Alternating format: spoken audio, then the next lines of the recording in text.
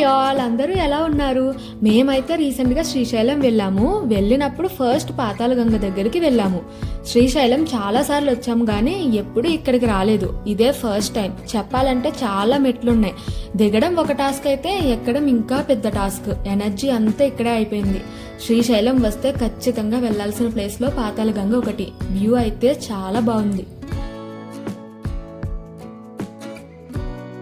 తరువాత గుడికి వెళ్లి దర్శనం చేసుకున్నాము. పెద్ద జనం అయితే ఏమీ లేరు. మాకు 1 అవర్లో దర్శనం అయిపోయింది. తరువాత సాక్షి గణపతి టెంపుల్ విజిట్ చేశాం. శ్రీశైలం వచ్చిన ప్రతి ఒక్కరూ ఈ టెంపుల్ ఎందుకు విజిట్ చేస్తారు అంటే, ఇక్కడ ఉన్న గణపతి భక్తులు శ్రీశైలం వచ్చినట్టుగా శివుడి దగ్గర సాక్ష్యం చెప్తారు అని భక్తుల నమ్మకం. అందుకే ఈ గణపతిని సాక్షి గణపతి అంటారు. తరువాత మేము పాలధార పంచదార దగ్గరికి వెళ్ళాము. పాలధార పంచదార గురించి నేను ఒక స్టోరీ విన్నాను. పాలధార అంటే వాటర్ పాలు టేస్ట్లో ఉంటాయని, పంచదార అంటే వాటర్ తియ్యగా ఉంటాయి అని. కానీ ఇక్కడ బోర్డు ఉంది అసలు ఆ నేమ్స్ ఎందుకు వచ్చాయి అని. సింపుల్గా చెప్పాలి అంటే శివయ్య నుదుటి నుండి వాటర్ వస్తాయి అంట.